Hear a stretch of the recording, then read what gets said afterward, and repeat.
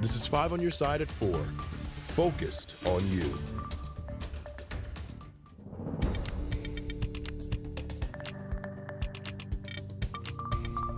I met a lot of good friends in this place, and we come here every weekend just to get together and have a good time.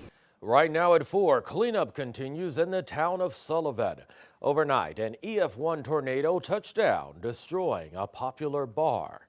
Good afternoon, I'm Brent Solomon. Kay Quinn is off today.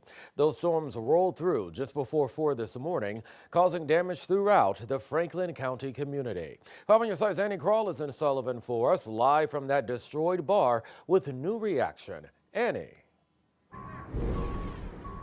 It's the worst damage we've seen in town right here at One More Pub and Grub. It's a very popular meeting place for people in Sullivan who've been coming here for years. And as you can see, it's now a skeleton of wood, insulation, and watered down electronics after that tornado ripped through this morning. We had news crews out here just before sunrise, less than 2 hours after the tornado hit the bar around 4 a.m.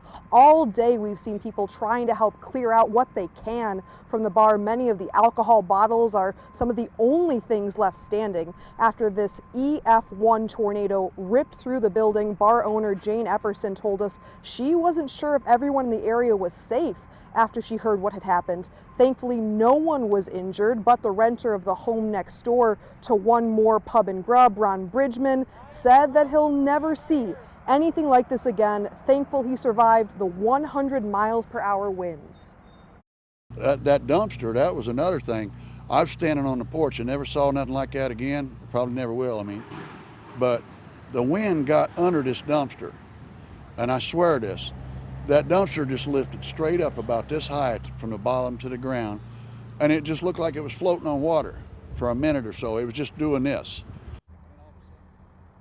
At 5 o'clock, we'll hear from a man who has been out here since early this morning helping to clean up the debris and guard what's left of the beloved bar as people take more and more truckloads of debris away. Reporting live in Sullivan, Annie Krall, 5 on your side. All right, Annie, thank you. The National Weather Service confirming 3 tornadoes this morning, and that includes the EF1 that hit Sullivan. The NWS says there was an EF0 tornado southeast of Bourbon near the Blue Springs Creek Conservation Area. Another EF0 went through a neighborhood just northwest of Defiance. No reports of any injuries. We remain in storm alert as the St. Louis area braces for the next round of severe weather. Here's Chief Meteorologist Scott Cotto now. You know, we had our 3 spin-up tornadoes early this morning. No severe weather imminent around St. Louis right now, but we're looking over in Effingham, Illinois, where you do have that heavy rain pushing in right now. We're looking kind of back towards the west, and they're getting that downpour in Effingham right now. And that's where the focus for the stronger thunderstorms this afternoon is. Over into central and eastern portions of Illinois, going into Indiana, there is a tornado watch for Flora and Effingham right now. And you see the storms have been flaring up out along Interstate 70 here. There's that cell pushing right into Effingham as we speak. A few more lining up just to the east of Vandalia, one just to the north of Greenville, Illinois right now. None of these, though, closer to St. Louis. And there's one that's just crossing into the Metro East, very much on the light side. So none of these around our area are all that intense. An isolated evening storm or two. They're off to the east of St. Louis, and they'll be winding down. But we have 2 rounds of storms tomorrow, more intense and more widespread.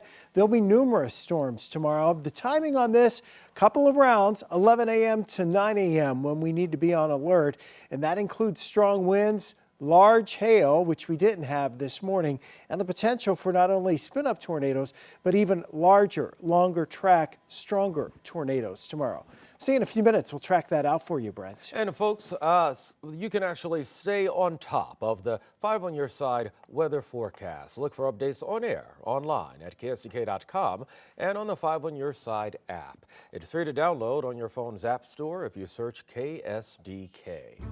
Just hours ago, police identified the man found shot to death inside of a car in North St. Louis. It happened on Harney Avenue near Davison just after 8 last night in Walnut Park East. Police found 56-year-old Winfred Bowers of Ferguson inside of a crashed car. Someone had shot him in the head. Right now, police have not identified a suspect, but if you know anything, contact police or remain anonymous by calling Crime Stoppers at 866-371-TIPS. Now to an update on Monday's police shooting in North St. Louis. It started around 5 in the evening when county police were investigating a stolen car at Acme and Lena Avenues. Investigators say two 16-year-olds ran off and exchanged shots with officers. No one was hurt. The teens were arrested and taken to the juvenile detention center. Well, the jail population is down in Illinois after the state ended cash bail some 8 months ago. Now at 4, we're looking at whether things are going as expected. Our political editor Mark Maxwell is here now digging into the data. Mark. Brent, police and prosecutors were highly skeptical of these changes when they first took place. Some predicted chaos, havoc, and something like the purge would happen.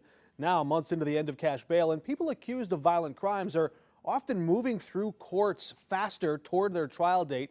People accused of nonviolent crimes are able to go home and stay on the job while they wait for their day in court. And experts who review all this data say they've not seen any remarkable uptick in crime. The one thing they are seeing for sure, jail populations are significantly lower. Crowds are down 16% statewide, 19% in St. Clair County, 21% in Madison, and down 40% in Jackson County.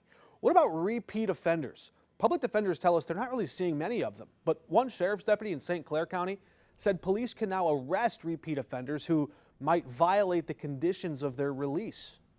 Absolutely, that's happening. That happens every day, and I will say that, typically those are the offenders that would have posted bond and been back out into the community. So, in that instance, I do think that it's a little bit better for us that these people are now being held accountable and they're not out, continually victimizing the communities.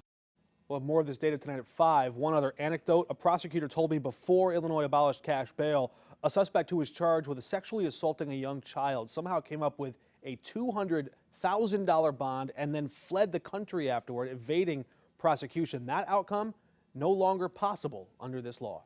Very interesting. Mark Maxwell seeing it through. The St. Louis Blues' new head coach is one that we're all familiar with. Drew Bannister is dropping his interim title to become the 27th head coach in franchise history. Bannister was named interim coach after the mid-season firing of Craig Berube. He led the Blues to a 30-19-5 record and finished just outside the playoffs. GM Doug Armstrong explaining why the team chose Bannister over other candidates. Is there anything better out there? Is there something different that we're missing? And we just came back to our group that Drew had done what we'd asked him to do. We see progression.